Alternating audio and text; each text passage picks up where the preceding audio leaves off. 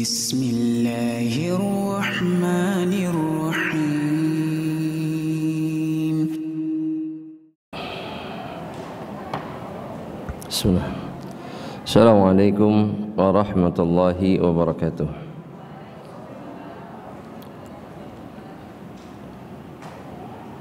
Innal hamdalillah nahmaduhu wa nasta'inuhu wa nastahdihi wa na'udzu billahi min shururi anfusina wa sayyiati a'malina.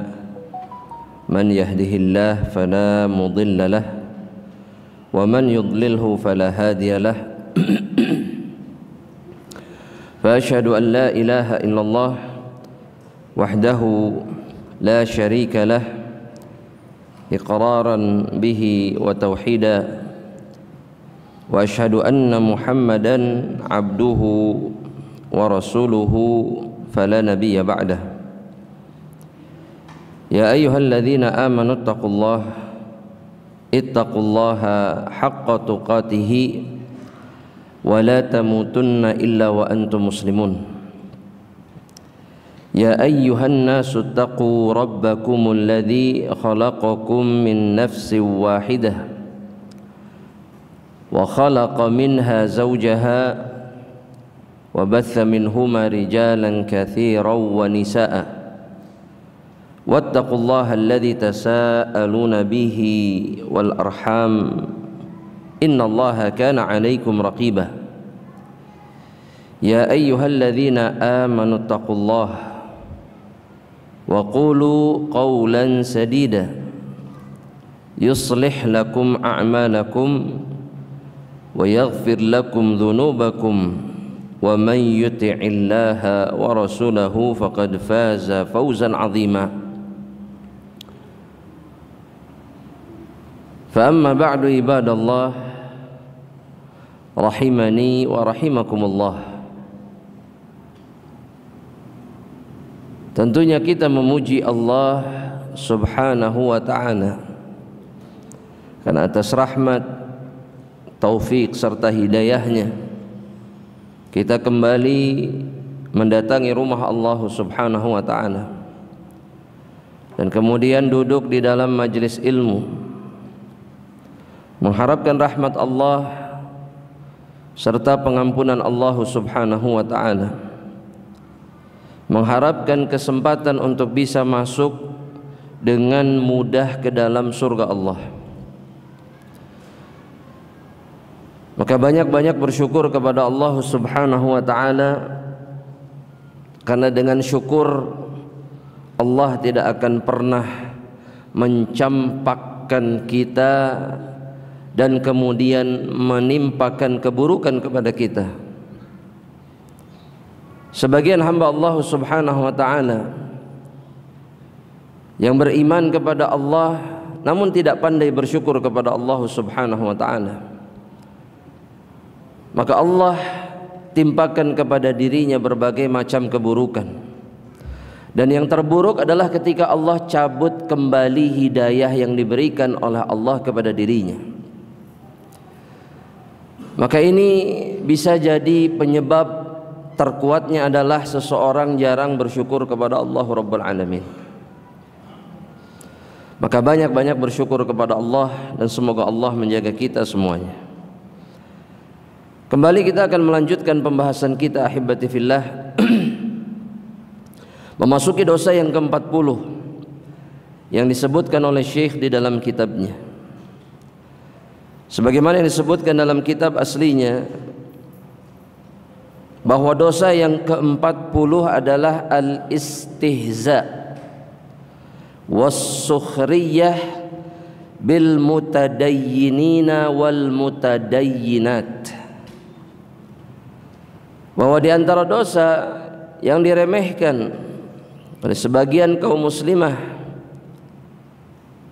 adalah melakukan istihza, yaitu mengolok-ngolok, was-sukhriyah dan juga mengejek, al-mutadayyinin, kaum lelaki yang taat kepada Allah subhanahu wa ta'ala, orang-orang yang berpegang teguh kepada agamanya dari kalangan lelaki wal mutadayyinat, begitu juga dengan orang-orang yang berpegang teguh kepada agamanya dari kalangan wanita atau para muslimah.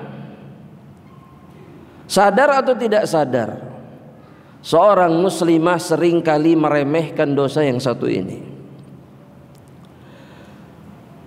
Asy-Syaikh mengatakan fa inna a'da al-Islam, sesungguhnya kata beliau, musuh-musuh Islam ya'miduna ila tashwihi suratil multazimina bi syar'illah. Sesungguhnya musuh-musuh Islam itu selalu berupaya, berusaha untuk memperburuk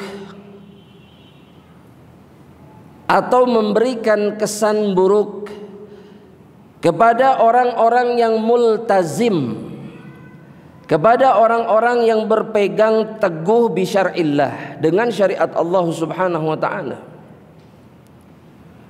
Mereka-mereka yang suka mempermalukan, menjelek-jelekkan, atau kemudian memberikan tuduhan-tuduhan buruk kepada orang-orang yang berpegang teguh kepada agama Allah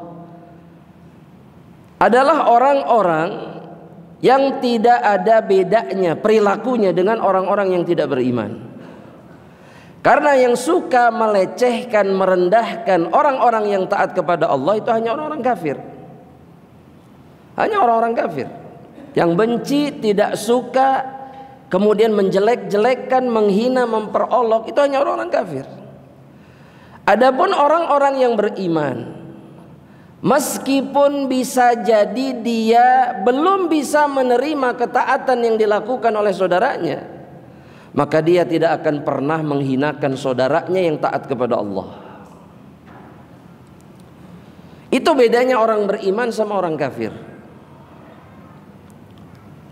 Tapi orang-orang yang kemudian mengaku beriman dan dengan mudahnya dia merendahkan saudara-saudaranya yang berpegang teguh kepada agama Allah, maka keimanannya dipertanyakan. Bahkan para ulama jumhur mereka mengatakan bahwa orang-orang yang dengan sadar melakukan ini telah keluar dari Islam.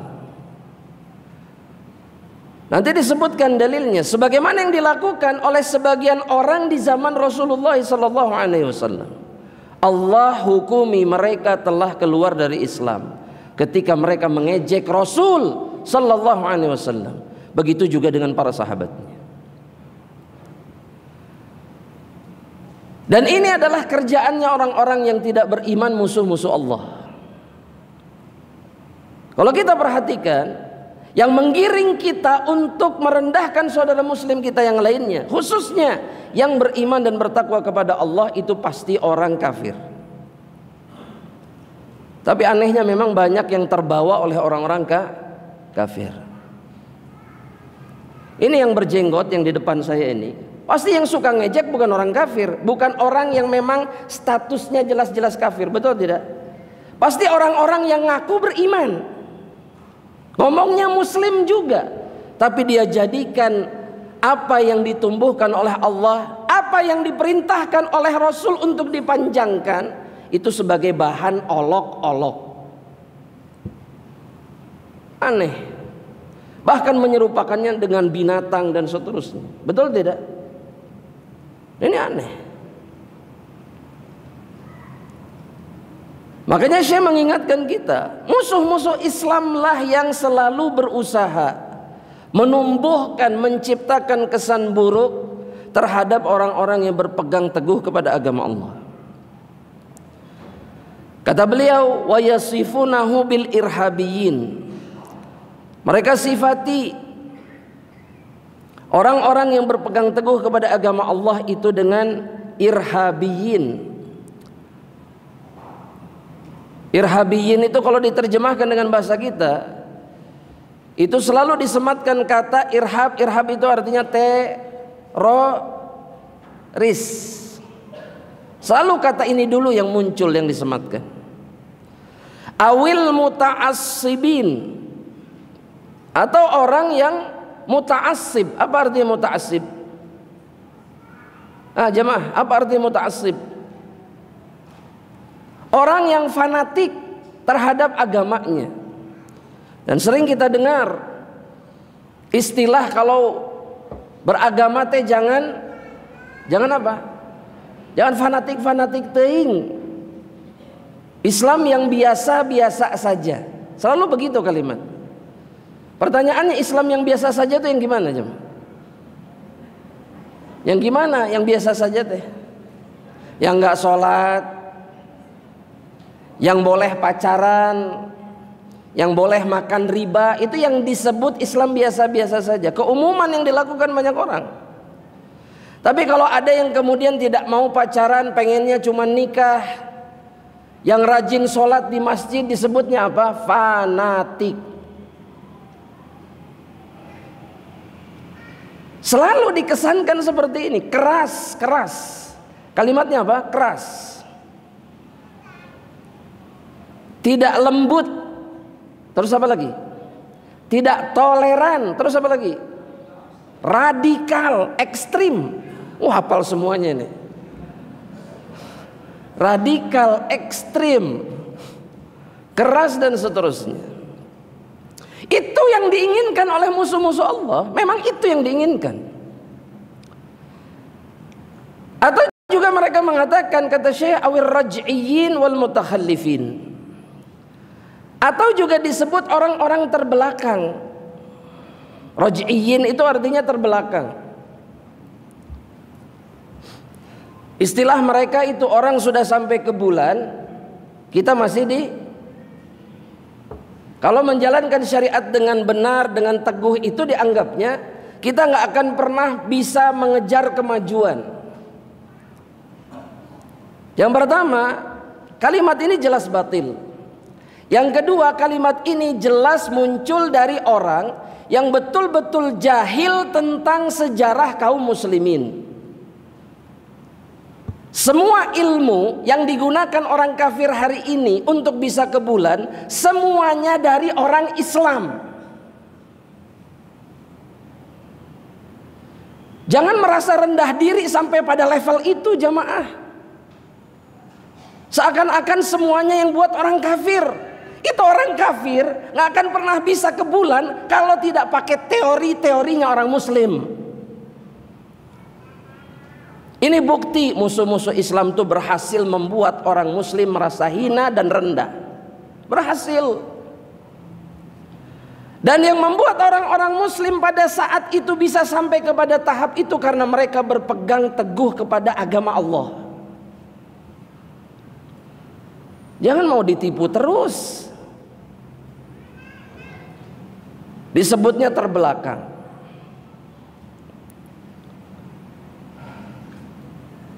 Jamaah, antum tahu nggak? Itu menara yang dipakai oleh operator itu, sehingga bisa dipakai banyak operator. Yang bikin sistemnya orang muslim. Dulu tinggal di Bandung orangnya, udah ngaji. Jangan merasa rendah. Jangan menganggap berpegang teguh dengan agama itu membuat kita terbelakang. Justru pikiran itulah keterbelakangan, yang merupakan bentuk keterbelakangan. Hati-hati jemaah. Itu yang diinginkan oleh musuh-musuh Allah.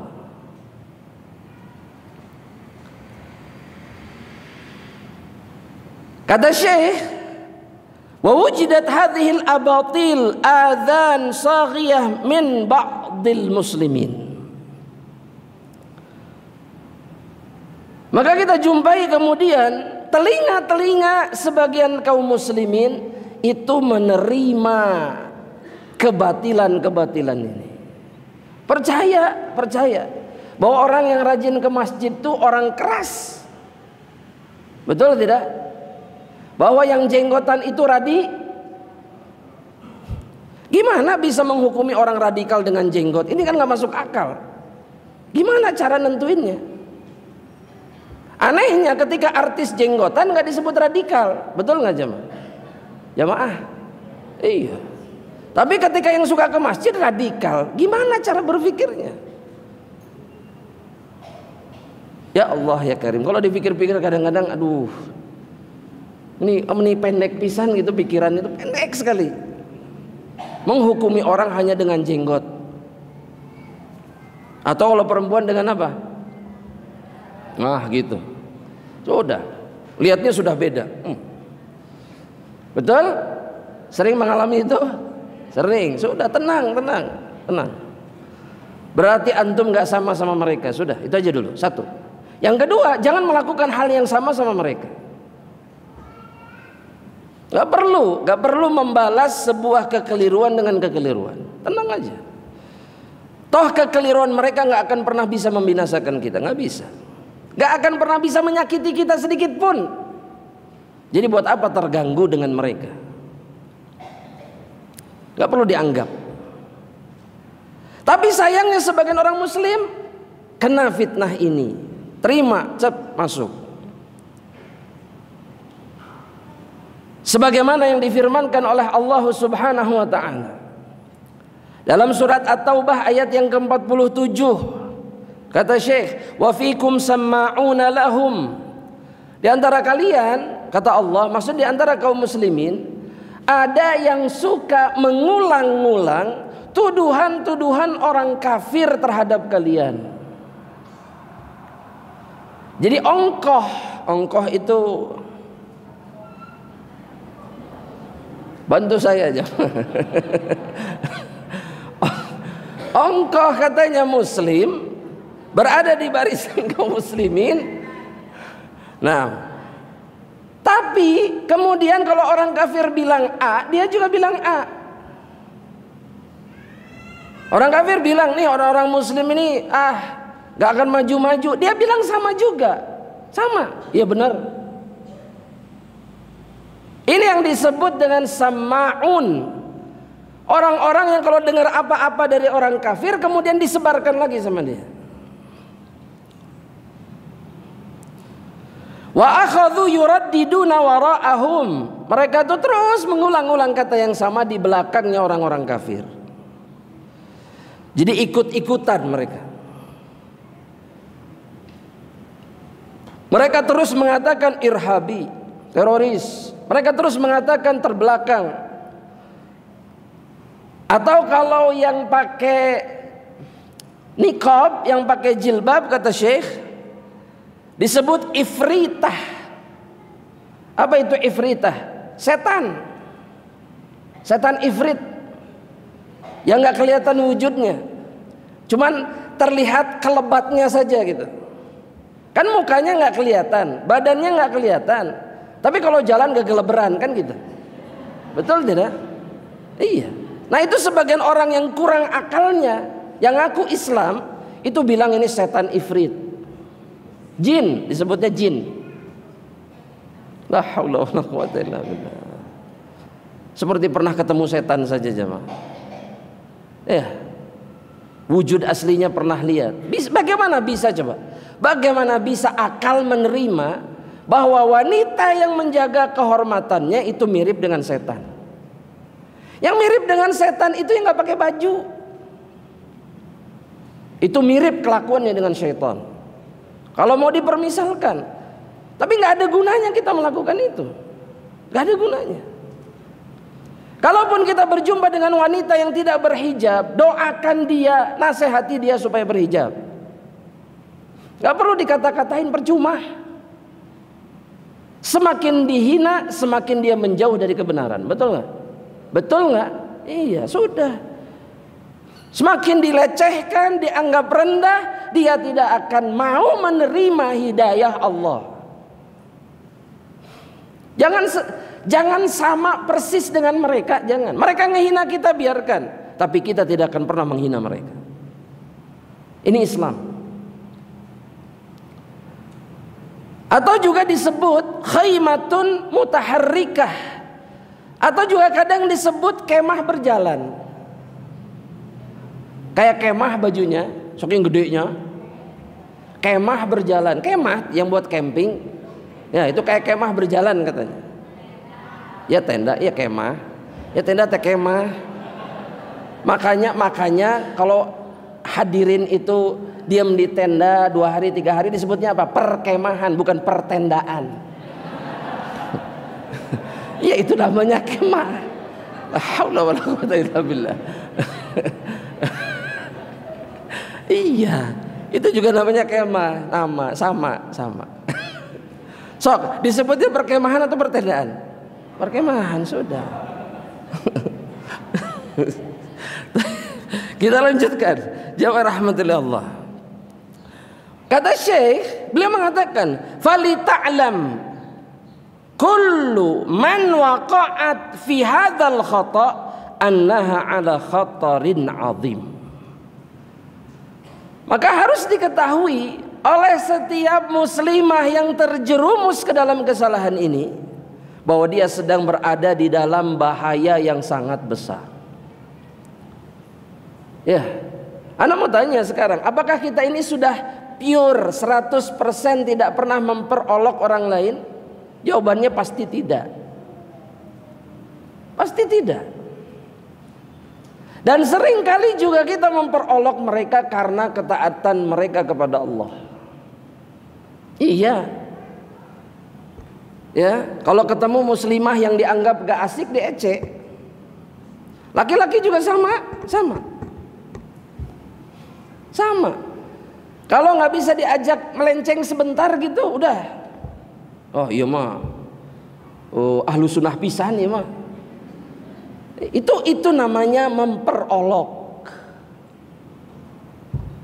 Itu namanya melecehkan. Nggak sadar. Ya, bahwa dia sedang berada di dalam mara bahaya yang sangat besar. Sebagaimana kata Syekh disebutkan dalam Fatwa Lajnah Daimah. Disebutkan nomornya di sini. Ketika datang pertanyaan kepada para ulama di majelis ulama, kibar ulama ya di Saudi ini.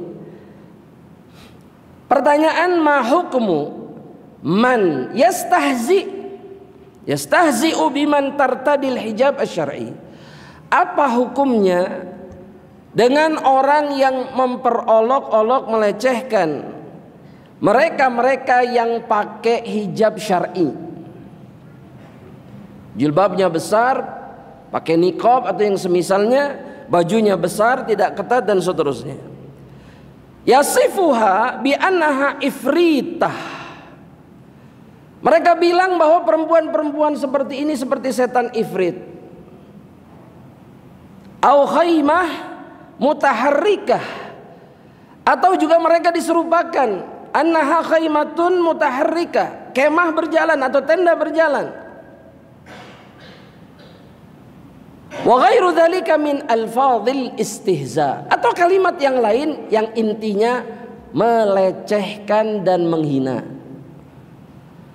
Maka jawabannya dari para ulama di majelis tersebut, setelah memuji Allah dan bersalawat untuk Rasulullah SAW, mereka mengatakan, man yastahzi'u bil muslim awil muslimah, barang siapa yang memperolok seorang muslim laki-laki ataupun muslim perempuan. Perhatikan, min ajli tamassuki bisyariatil islamiyah, karena sebab dia berpegang teguh kepada syariat Islam. Jadi diejek itu karena taat. Ya, gak suka aja lihat perempuan taat, laki-laki taat. Ya, dianggap gak asik lagi, dianggap gak bisa ini lagi dan itu lagi, dianggap terlalu kaku, dianggap terlalu keras dan yang semisalnya. Perhatikan apa yang dikatakan oleh para ulama ini. Fahuwa kafirun, maka dia telah keluar dari Islam. Oh semudah itu? Nggak semudah itu.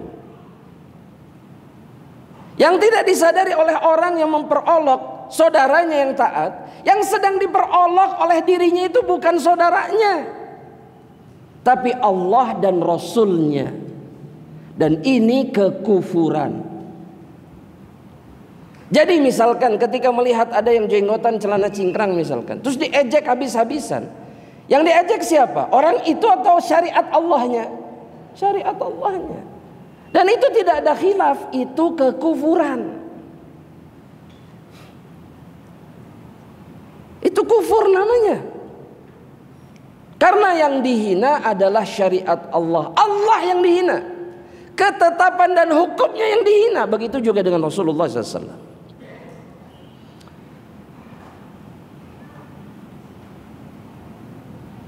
Sawa'an dzalika fi ihtijabil muslimah ihtijaban syar'iyyan aw fi ghairihi. Ini hukumnya sama. Yang diejek itu adalah hijab seorang perempuan muslimah atau perkara yang lainnya. Ya, hadirin pasti sudah kenyang lah diejek hanya karena anak sekali lagi nolangnya, hanya karena memanjangkan jenggot atau yang perempuan karena jilbab. Hanya gara-gara itu. Apa yang membuat kita kemudian berhak dihina?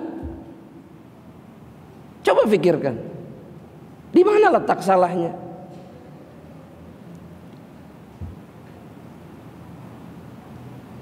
Sehingga bisa dipastikan orang-orang yang menghina itu dia membenci syariat Allah. Itu yang dia benci. Sehingga dia bisa menghina, merendahkan orang-orang yang menjalankannya. Dan ini kekufuran. Makanya para ulama ini kemudian berdalil dengan satu riwayat yang sahih dari Rasulullah sallallahu alaihi wasallam. Dari sahabat Abdullah ibnu Umar. Hadis ini sahih ya, diriwayatkan Imam Bukhari dan yang lainnya. Seperti kenapa mereka menghukumi kafir? Ini persis seperti yang terjadi di masa Rasulullah sallallahu alaihi wasallam. Di dalam Ghazwatu Tabuk, di dalam perang Tabuk. Fi majlisin, ketika sebagian orang itu duduk bersama-sama. Ketika mereka duduk, ada salah seorang dari mereka itu mengatakan seperti ini.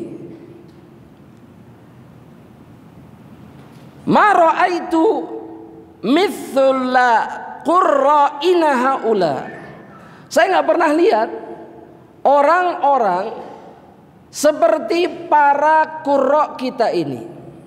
Jadi sedang mengomentari siapa? Para sahabat. Qurra maksudnya orang yang suka baca Quran. Para sahabat itu suka baca Quran kan? Betul? Nah dia bilang, kita nggak pernah, saya nggak pernah lihat orang-orang seperti para pembaca Quran ini. Maksudnya para sahabat. Apa yang ingin dia sampaikan? Dia mengatakan arghabu butunan. Saya nggak pernah lihat orang yang lebih rakus terhadap makanan lebih dari mereka. Yang kedua, wala akadzabu al-sinan. Saya nggak pernah lihat orang yang mulutnya lebih banyak dustanya melebihi mereka. Wala ajbanu indal liqa. Dan orang yang lebih pengecut ketika berjumpa dengan musuh lebih dari mereka. Kalau antum perhatikan kalimatnya, ini kalimat-kalimat apa? Celaan, hinaan, betul? Betul. Ana mau tanya, kira-kira penyebabnya apa? Hah? Benci? Apa kira-kira? Orang bisa ngata-ngatain orang segininya. Itu kira-kira apa kira-kira? Hah? Kebodohan terus apa lagi? Benci terus apa lagi? Ada satu lagi jemaah apa? Kekufuran. Kekufuran di dalam hatinya yang membuat dia bisa melakukan ini. Perhatikan, kisahnya belum selesai. Kalimat ini terdengar oleh salah seorang yang berada di sekitar majelis itu. Ini lagi nongkrong, ngobrol, ada yang ngomong kayak gitu, ada yang dengar. Maka yang dengar ini mengatakan, kadzabta, engkau bohong, pendusta kamu, ucapanmu itu nggak benar. Walakinnaka munafik, engkau orang munafik. Ini si sahabat yang dengar ini, seorang sahabat yang dengar ini langsung menghukumi, munafik kamu. Sampai bisa mengatakan kalimat-kalimat itu. La ukhbiru bihi Rasulullah sallallahu alaihi wasallam. Saya akan sampaikan ini kepada Rasul. Fabalagha dzalika Rasulullah sallallahu alaihi wasallam wa nazzalal Qur'an. Maka ketika kabar ini sampai kepada Rasul sallallahu alaihi wasallam, maka turunlah ayat Allah Subhanahu wa taala. Ayat yang sengaja diturunkan sama Allah untuk menghukumi para pelaku penghinaan terhadap para sahabat. Dalam surat apa jemaah? At-Taubah. Ayat berapa jemaah? 65-66. Ini ayat yang harus disampaikan kepada setiap dari mereka yang masih suka menghina orang-orang yang menjalankan syariat Allah. Saya sering bilang jemaah, kalau memang gak suka jangan dihina. Kalau masih belum bisa ngerjain jangan melecehkan. Itu mukmin. Tapi kalau sudah bisa menghina dan melecehkan, maka dia menanggalkan keimanan. Karena yang sanggup menghina orang yang menjalankan syariat Allah hanya orang yang tidak beriman. Kalau masih ada iman, dia akan pikir-pikir lagi. Ya, kalau misalkan lihat orang lain yang taat, bilang saja saya belum bisa seperti dia. Gitu aja sudah selesai. Ditegur misalkan melakukan kemaksiatan, aduh saya belum bisa berhenti. Bukan kemudian sibuk mencaci maki orang yang ngasih nasihat. Oh kamu dasar sok suci, sok ini, nggak ada apa. Kalau masih punya iman. Abdullah ibnu Umar radhiyallahu taala anhu, beliau mengatakan, wa ana ra'aituhu muta'alliqan bihiqbi naqati Rasulillah sallallahu alaihi wasallam wan nabiyyu yaqul, ya, aku melihat ini laki-laki tadi yang menghina itu, dia berada di hadapan kudanya Rasulullah SAW. Kan dipanggil sama Nabi, tapi Nabi di atasnya. Dalam keadaan ketika laki-laki itu berada di bawah, Nabi mengulang-ulang ayat Allah, di mana Allah Subhanahu wa taala mengatakan, qul abillahi wa ayatihi wa rasulihi kuntum tastahzi'un. Katakan kepada mereka Muhammad, apakah dengan Allah, dengan ayat-ayatnya, dengan Rasulnya mereka memperolok-olok? Artinya Allah yang diolok-olok, ayatnya yang diolok-olok, Rasulnya yang dihina dan dilecehkan. Apakah itu yang mereka lakukan? Apakah mereka bisa melakukan itu dengan sadar? Apa lanjutan ayatnya jamaah? La ta'tadhiru, jangan minta uzur. Jangan minta uzur, jangan minta dimaafkan. Kenapa jemaah? Kenapa? Percuma minta maaf, kenapa? Qad kafartum ba'da imanikum. Kalian telah kufur setelah keimanan kalian. Makanya hati-hati. Yang sanggup memperolok-olok orang yang taat kepada Allah itu hanya orang yang tidak beriman, bukan orang yang beriman kepada Allah dan Rasulnya. Ya, jamaah, orang yang taat itu punya alasan untuk dibenci atau tidak? Tidak ada. Apa alasan untuk dibenci? Apalagi dihina dan dilecehkan. Sekarang saya mau tanya jemaah, kalau kita belum bisa taat, apa yang harus kita lakukan?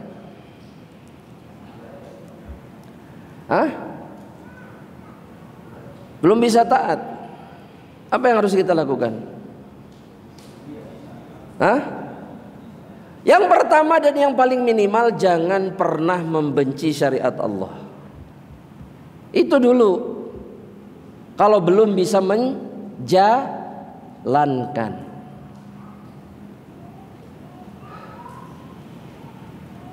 Jelas sampai di sini jemaah? Jelas sampai di sini? Taib. Sekarang kalau kita berjumpa dengan orang-orang yang suka ngehina orang-orang yang taat kepada Allah, apa yang harus kita lakukan? Apa yang harus kita lakukan, jemaah? La ilaha illallah. Apa yang harus kita lakukan? Hah? Apa? Oh, didoakan kebaikan. Cuman itu aja. Hah? Nasihati, kasih tahu bahwa yang dia lakukan itu berbahaya. Ya jangan. Kalau memang nggak suka, belum bisa ngejalanin, jangan dihina. Udah gitu aja. Biar selamat. Kalau enggak, kamu keluar dari Islam. Karena yang engkau hina itu bukan orangnya. Yang engkau hina adalah syariat Allah dan Rasulnya. Ya, syariat Allah dan Rasulnya. Dalam satu hadis yang diriwayatkan oleh Al-Imam Abu Dawud dengan sanad yang hasan, ini yang harus kita ingat baik-baik. Ini yang harus kita ingat baik-baik. Sebaik mungkin bahwa ketika seseorang itu memuliakan orang muslim yang taat kepada Allah, maka sejatinya dia sedang memuliakan Allah Subhanahu wa ta'ala.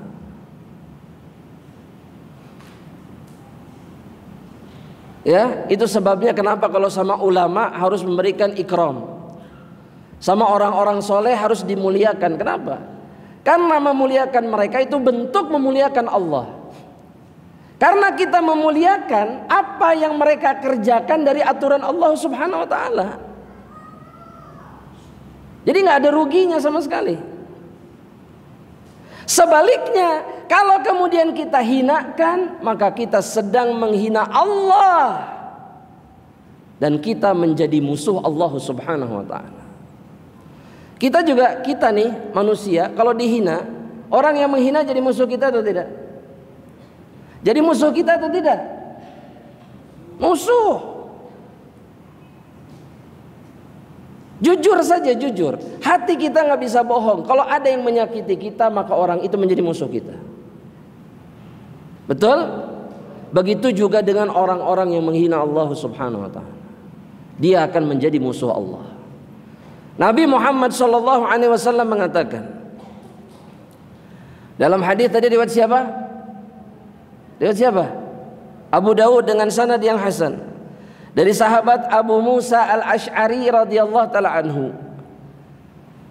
Kata Rasulullah sallallahu alaihi wasallam, "Inna min ijlalillah," di antara bentuk mengagungkan, memuliakan Allah Subhanahu wa ta'ala,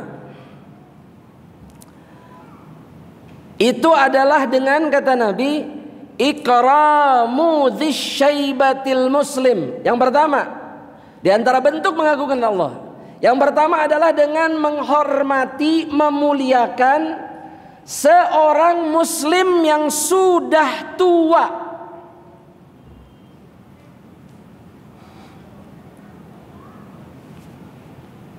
Inna min ijlalillah, di antara bentuk memuliakan, mengagungkan Allah, itu adalah dengan memuliakan orang muslim yang sudah tua. Satu.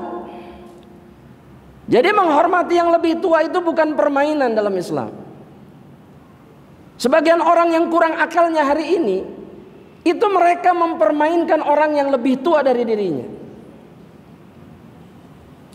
Diejek, dihina, dipermalukan.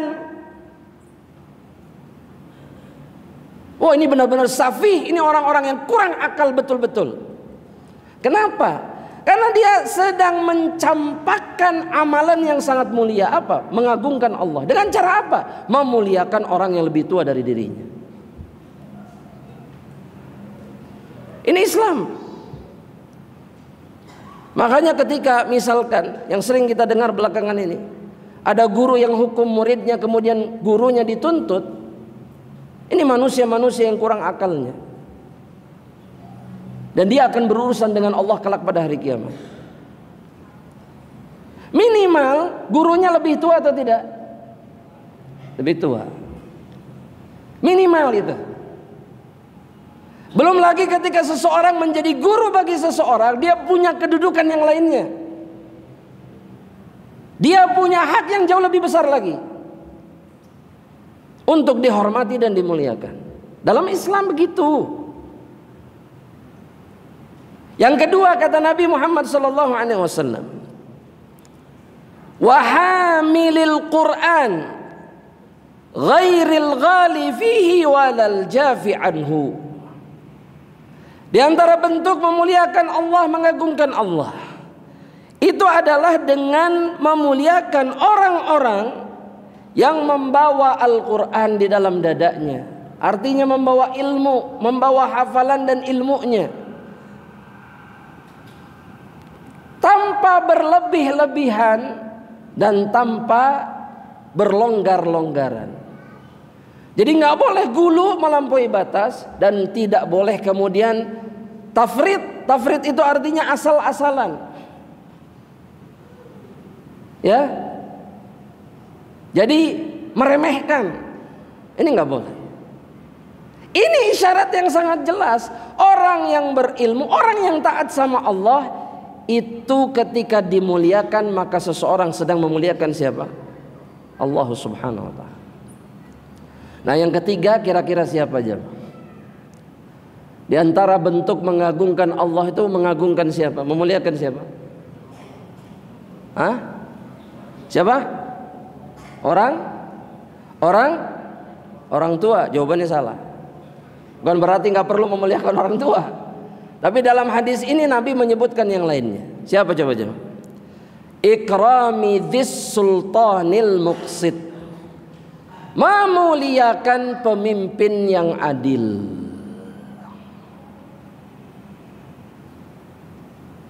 Ya. Kalau tidak adil, coba Anda pengen tahu jawabannya. Kalau tidak adil, bersabar atas ketidakadilannya. Itu jawabannya. Logikanya bukan begini. Kalau tidak adil ya nggak perlu.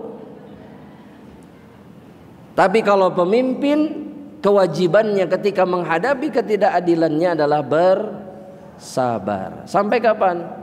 Sampai Allah gantikan dengan yang lebih baik. Tenang.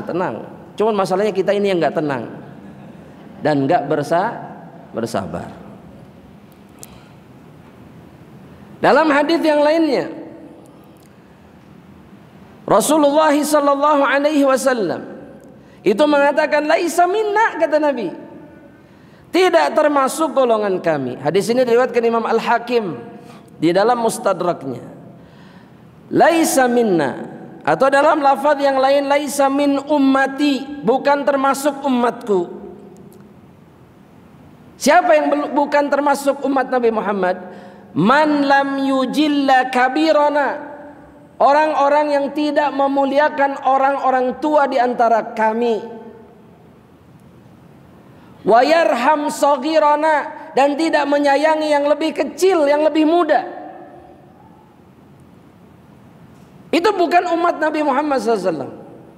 Kata Nabi sendiri SAW. Wa ya'rifu li'alimina haqqahu, tidak termasuk umat kami juga orang yang tidak tahu hak seorang alim di antara umat ini. Artinya yang tidak menunaikan apa? Hak mereka. Apa hak mereka itu? Dijaga kehormatannya, tidak dihina, tidak dilecehkan, tidak dibuat permainan, tidak dibuat olok-olok.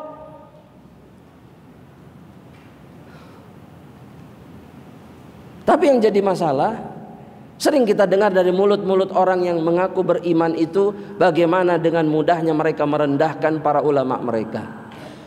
Betul? Apalagi kalau tahu ada salahnya dikit aja, itu sudah digoreng langsung. Wah, dibahas terus. Maka orang-orang yang seperti ini sedang melepaskan statusnya sebagai umat Nabi Muhammad SAW. Sudah diem aja, diem. Kalau berhadapan dengan ulama, sudah diam aja. Kita nggak akan ditanya tentang mereka. kita akan ditanya tentang diri kita sendiri. Diam lebih selamat. Diam lebih selamat. Kata Nabi, tadi ada yang menyebutkan, man somata naja, barang siapa yang diam dia pasti selamat. Bukan lebih baik, tapi selamat. Pasti selamat. Pasti selamat kalau diam. Wallahu ta'ala alam bishawab. Kita berpindah jamaah rahmatillah Allah kepada dosa berikutnya. Nah, satu lagi. Ya. Kepada dosa berikutnya yang disebutkan oleh Syekh di dalam kitabnya. Dosa berikutnya adalah ibtida'ul ghairil muslimat bisalam. Ya, mengawali salam kepada selain orang-orang muslim atau selain wanita-wanita muslimah. Wa tabadulil mawaddah wal mahabbah al qalbiyyah ma'ahum, dan saling menyayangi dan mencintai tulus dari dalam hati. Jadi sayangnya tuh benar-benar. Kita orang muslim itu tidak diizinkan untuk mencintai orang-orang yang tidak beriman setulus hati, nggak boleh. Kenapa? Coba sebutkan dulu alasannya apa? Jamaah, alasannya apa jamaah? Kenapa nggak boleh tulus gitu? Sayang teh benar-benar sayang gitu. Hah? Iya, kalau kita mencintai mereka dengan tulus, berarti kita mencintai dengan tulus manusia-manusia yang dilaknat, dimurkai, dan diancam oleh Allah Subhanahu wa ta'ala dengan kehancuran. Kalau kita mencintai mereka dengan tulus, maka kita termasuk ke dalam hadis Nabi yang sahih ketika Nabi mengatakan apa? Al-mar'u ma'a man ahabba.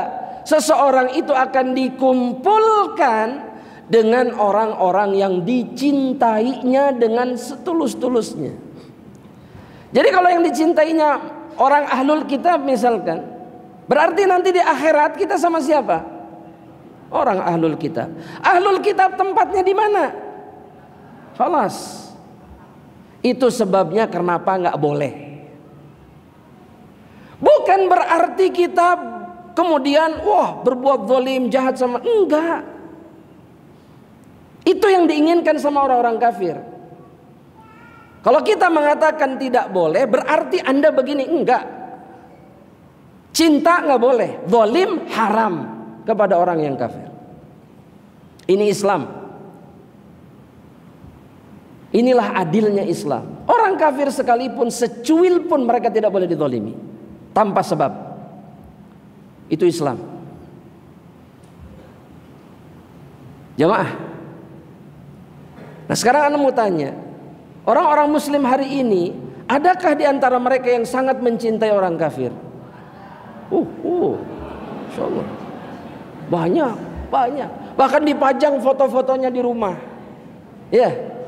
Di kamar itu, di atas pintu sengaja supaya mandang terus kalau mau tidur. Betul nggak? Iya. Dijadikan wallpaper di HP-nya. Ya. Bahkan buku-bukunya itu si sampulnya foto orang-orang kafir. Itu namanya sudah cinta betul-betul dari dalam hati. Maka ingat, di akhirat dia akan bersama mereka. Makanya kalau ketemu sama anak-anak kita yang melampaui batas terhadap orang kafir, ingatkan mereka, selamatkan mereka. Hatta pemain bola. Kalau kafir gak boleh. Ya, pokoknya kalau sudah cinta, besetan rambutnya saja ditiru. Iya. Gaya kalau ngegolinnya saja ditiru. Apa ini? Ini tidak akan pernah muncul kecuali dari apa? Dari hati yang penuh cinta kepada si kafir itu, atau kepada orang yang tidak beriman itu. Dan ini membahayakan dirinya. Ya, jadi jangan sampai betul-betul dari dalam hati, sekedarnya aja, sekedarnya. Kalau memang ada kebaikannya dan dia setuju dengan kebaikan itu, sekedarnya aja sudah. Jangan sampai jatuh hati. Apa dalilnya jamaah nggak boleh? Dalilnya sebagaimana yang diriwayatkan oleh Imam Muslim dari sahabat Abu Hurairah ketika Rasulullah SAW mengatakan, la tabda'ul yahud wan nasara bisalam. Perhatikan, jangan pernah mengawali salam duluan kepada orang-orang Yahudi dan Nasara. Apalagi salamnya dengan salam mereka, gak boleh, jangan. Kata Nabi kemudian, wa idza laqitum ahadahum fit thariq fadtarruhu ila adyaqihi. Kalau kalian berjumpa sama mereka di satu jalan yang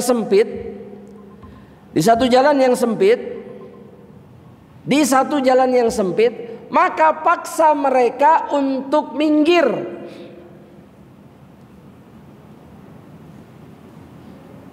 Paksa mereka yang minggir, bukan kita.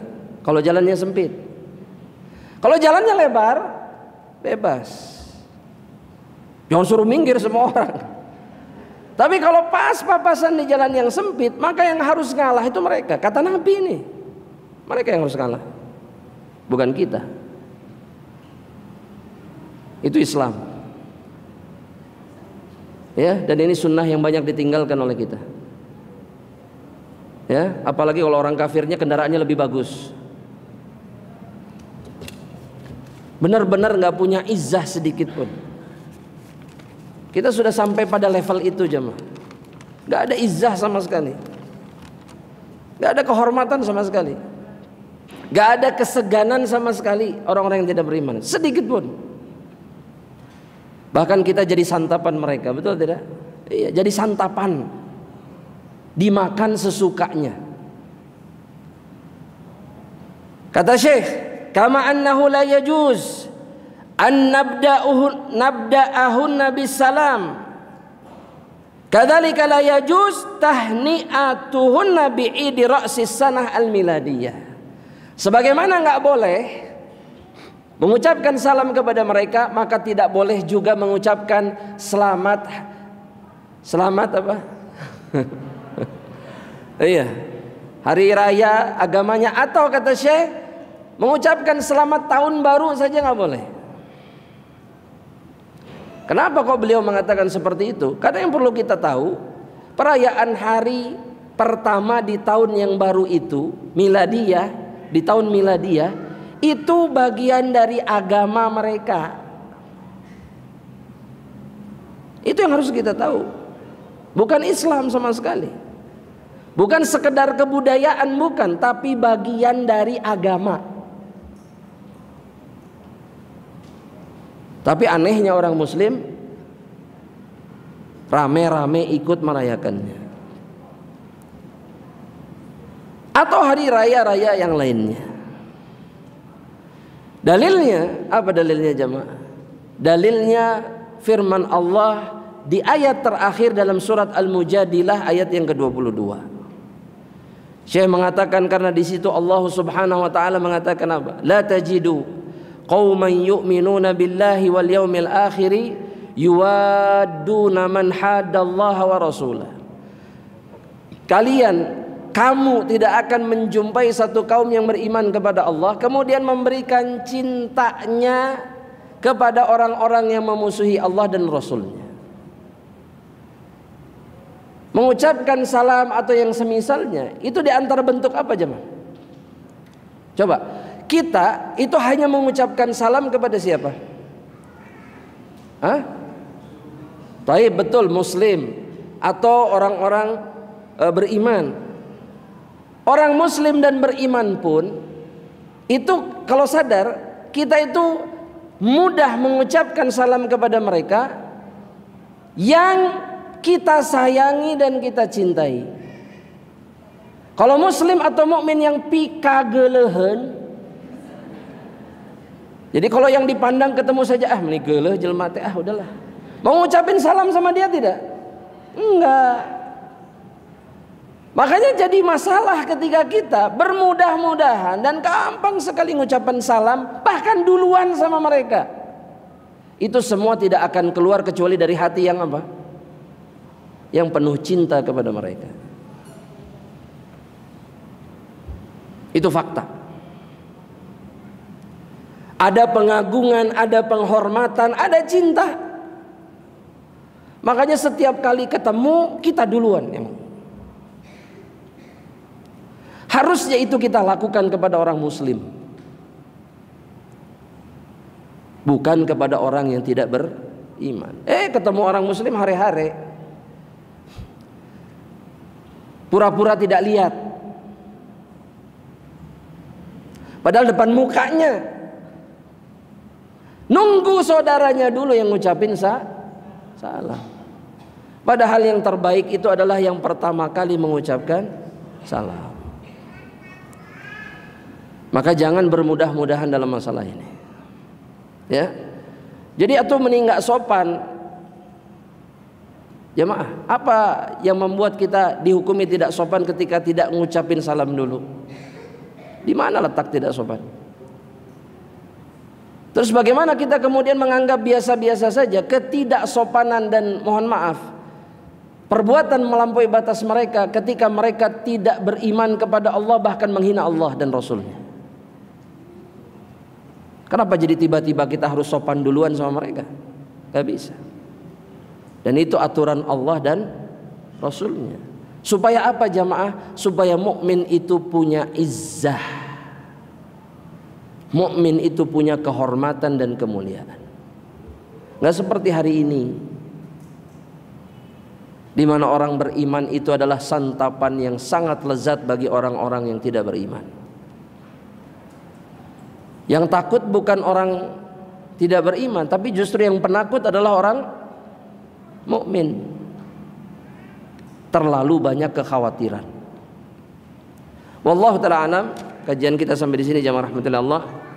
Kita jawab pertanyaan yang sudah masuk.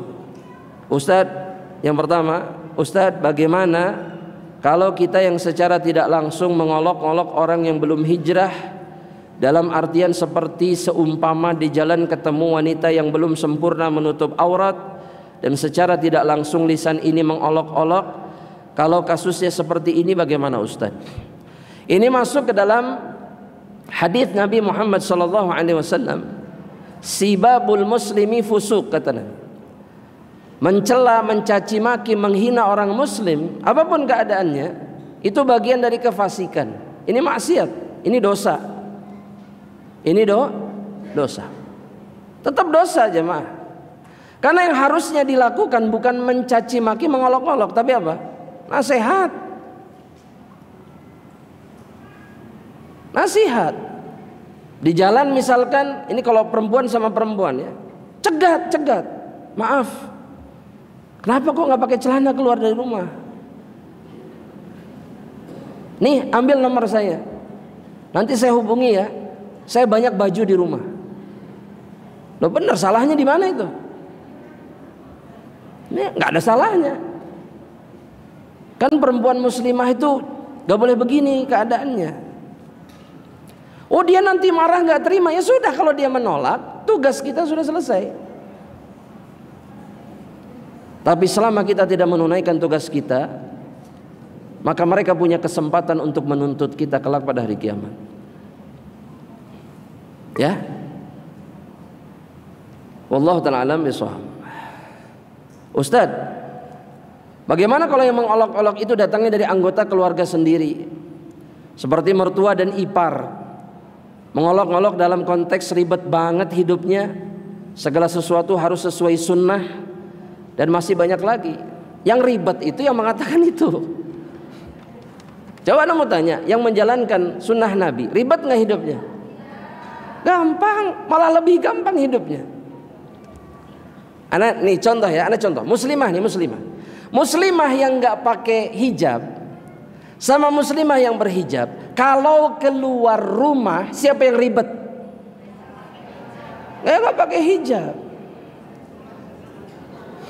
Baju dipilih, ini matching, harus matching, warna harus matching.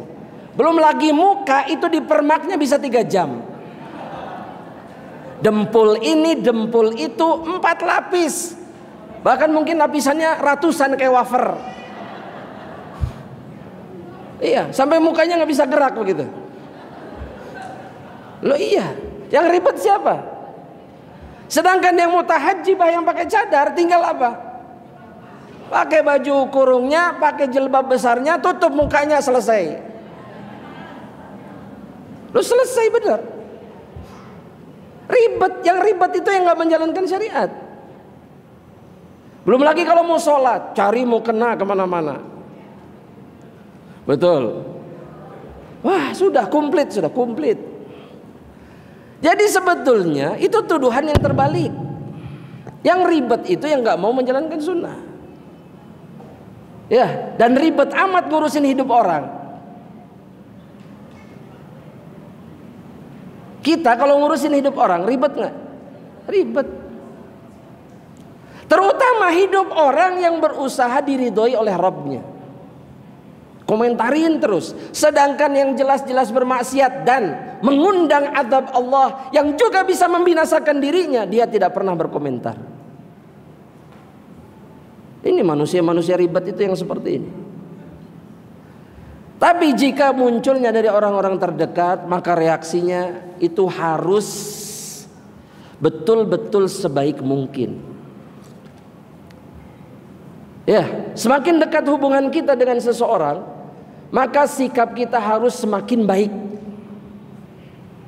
Makanya tanggapi ini omongan-omongan seperti ini, tanggapi dengan tenang, santai, dan jangan berlebihan. Sudah. Dan suatu hari nanti kalau kita bersabar, mereka akan mengikuti apa yang kita lakukan dan jalankan. Itu pasti. Sabar aja, tenang. Gak usah berlebihan. Ribet amat hidupnya, terus selalu menjalankan sunnah. Enggak, jawab aja enggak. Justru saya hidupnya santai, tenang, gampang. Sudah, sampai di situ. Sampai di situ. Meni hese, meni panas, meni haredang. Kalau perempuan begitu biasanya. Ya, panas tahu. Bandung sekarang 40 derajat. Nggak panas pakai baju kayak gitu, hitam lagi warnanya. Jawab enggak. Kan selesai masalahnya. Enggak. Itu nanti rambutnya lepek, sampo saya wangi, udah gitu aja. Panas. Saya merawat rambut saya, sudah selesai. Ya, nanti orang nggak enak, gak nyaman sama kamu, biarin. Yang penting Allah nyaman dengan apa yang saya lakukan. Bahasanya Allah ridho dengan apa yang saya lakukan. Titik. Orang nggak ridho nggak ada urusan.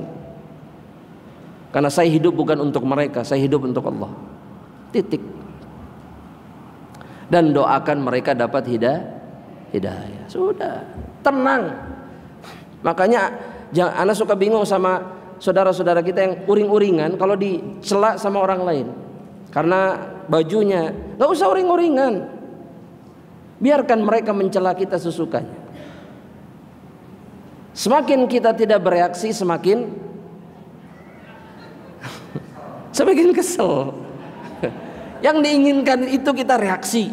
Biarkan mereka, sudah. Biarkan. Dan mudah-mudahan mereka dapat hidayah. Sudah. Ya. Sampai di sini jemaah rahmatillah Allah. Perjumpaan kita mudah-mudahan Allah mudahkan di perjumpaan berikutnya. Semoga Allah mengampuni dosa-dosa kita semua dan menolong kita dalam keadaan apapun insyaallah. Kita akhiri dengan doa kafaratul majlis. Subhanakallahumma wa bihamdika asyhadu an la ilaha illa anta astaghfiruka wa atubu ilaik. Assalamualaikum warahmatullahi wabarakatuh.